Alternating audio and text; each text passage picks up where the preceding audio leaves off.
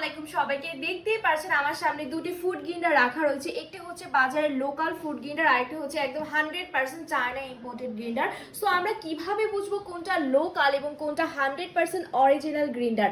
লোকালটা কিন্তু সাইজে অনেকটাই ছোট, মাত্র 8 ইঞ্চি, আর অরিজিনালটা কিন্তু 10 ইঞ্চি। সো বুঝতেই পারছেন লোকালটা কিন্তু সাইজে অনেকটা ছোট। এছাড়াও কিন্তু মশলাগুলো ব্লেন্ডিং হবে না এবং সামান্য একটু পানি পড়লে কিন্তু মোটর জ্বলে যাবে।